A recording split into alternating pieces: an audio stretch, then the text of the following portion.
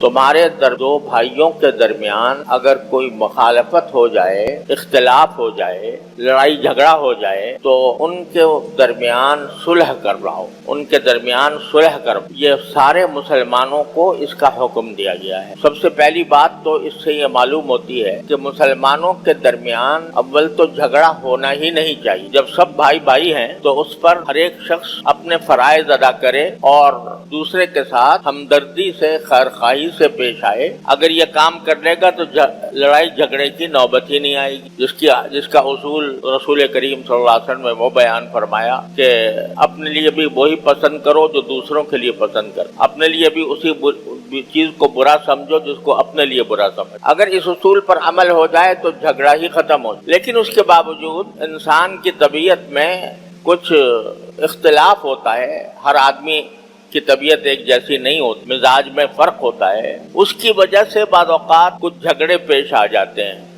طبیعت کا اختلاف اور مزاجوں کا اختلاف ایک حقیقت ہے اور اس سے مفر نہیں۔ ہر انسان کی طبیعت دوسرے سے جدا ہوتی ہے تو باوجود بھائی بھائی ہونے کے پھر بھی اختلاف ہو جاتا ہے۔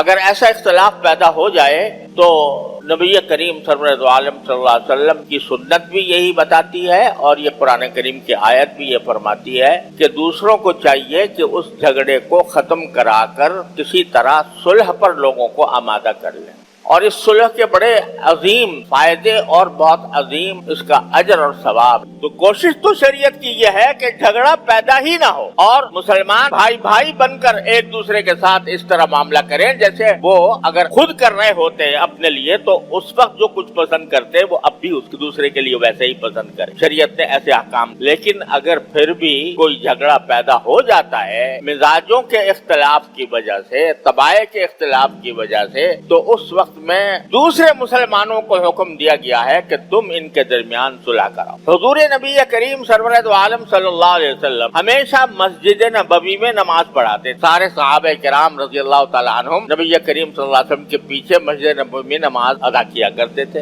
اور مسجد نبوی ہو اور رسول کریم صلی اللہ علیہ وسلم نہ ہو، یہ صحابہ کرام کے لیے انتہائی شاخ تھا کہ وہ کسی اور کے پیچھے نماز پڑھے نبی کریم صلی اللہ علیہ وسلم کے بجائے۔ لیکن ایک حدیث میں آتا ہے کہ ایک مرتبہ نبی کریم صلی اللہ علیہ وسلم کو دیر ہو گئی۔ دیر کیوں ہوئی؟ اس لیے کہ قبا جو 3 میل دور واقع ہے مسجد نبوی اور آپ کے مکان مبارک 3 میل دور ایک قبیلہ آباد تھا، بنو عمرو بن عوف قبیلہ، ان کے درمیان کچھ آپس میں جھگڑا کھڑا ہو گیا تھا۔ تو رسول کریم صلی اللہ علیہ وسلم ان کے درمیان صلح کرنے کے لیے تشریف لے گئے، اور اس صلح کرنے کے لیے ایک تو یہ سوچئے کہ سرکار دو عالم صلی اللہ علیہ وسلم اپنی تمام مصروفیات کو چھوڑ کر، اپنے سارے مشاغل کو بالائے طاق رکھ کر، مسجد نبوی چھوڑ کر اتنی دور 3 میل کے فاصلے پر خود تشریف لے جاتے ہیں۔ کیوں؟ اس لیے کہ اس قبیلے کے کچھ لوگوں کے درمیان آپس میں جھگڑا پیدا ہو گیا تھا، تو ان کے درمیان مصالحت کے لیے تشریف لے گئے۔ اس مصالحہ میں جب مصالحت ہوتی ہے تو یہ آسان کام نہیں ہوتا صلح کرانا، ہر ایک کی بات سننی پڑتی ہے، اس کی بھی اس کی بھی، اور پھر ایک دوسرے کے سوال جواب بھی ہوتے ہیں۔ وہ ایک اعتراض کرتا ہے، وہ کہتا ہے میرے پاس اس کا جواب یہ ہے، وہ کہتا ہے میں اعتراض کرتا ہوں، اس کا جواب یہ ہے، یہ دیر لگتی ہے۔ تو آپ کو دیر لگی، اور دیر لگنے کی وجہ سے آپ مسجد نبوی میں بر وقت نہ پہنچ سکے۔ کیوں دیر ہوئی تھی رسول کریم صلی اللہ علیہ وسلم کو؟ اس لیے کہ آپ بنو عمرو بن عوف کے یہاں جا کر ان کے درمیان صلح کرانا چاہ رہے تھے۔ اتنی اہمیت آپ نے دی صلح کرانے کو۔ آج ہمارے ہاں مسئلہ یہ ہو رہا ہے کہ اگر اول تو جھگڑے بے انتہا ہو گئے ہیں پیدا، دوسرے اگر جھگڑے بہت سارے پیدا ہو بھی گئے ہیں تو آدمی بیچ میں پڑنے سے گھبراتے ہیں، بھائی ان کا معاملہ ہے، انہیں کرنے دو، بھگتنے دو، میں کیوں بیچ میں پڑھوں؟ حالانکہ قرآن حکم دے رہا ہے فَأَصْلِحُوا بَيْنَ أَخَوَيْكُمْ، اپنے بھائیوں کے درمیان صلح کرانے کی اپنی سی کوشش کر لو۔ اگرچہ آج کل ہوتا یہ ہے کہ مصیبت یہ ہے کہ جو دونوں فریق ہوتے ہیں وہ کسی کی ثالثی پر، کسی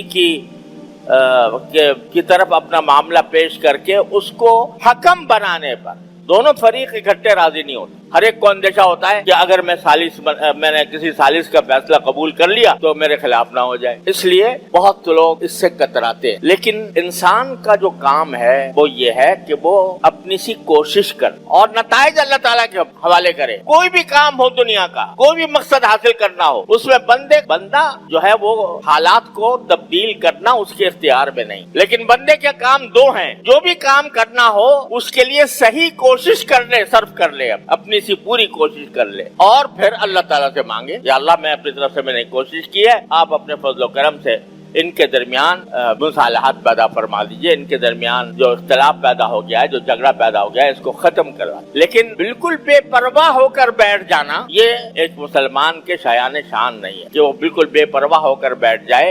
حتی الامکان وہ اپنے بھائیوں کے درمیان اگر کہیں جھگڑا ہے تو اس کو نمٹانے کی کوشش کرے، لیکن غیر جانبداری کے ساتھ، کسی ایک فریق کا حامی اور دوسرے کا مخالف بن کر نہیں، بلکہ انصاف کے ساتھ دونوں کی بات سن کر اور دونوں کے درمیان ان کے دلائل سن کر پھر کوئی مناسب فیصلہ کرے، اور اللہ تبارک و تعالیٰ سے دعا کرے کہ یا اللہ ان کے درمیان جھگڑا ختم کر دیجئے، ان کے درمیان مصالحت پیدا فرما دیجئے۔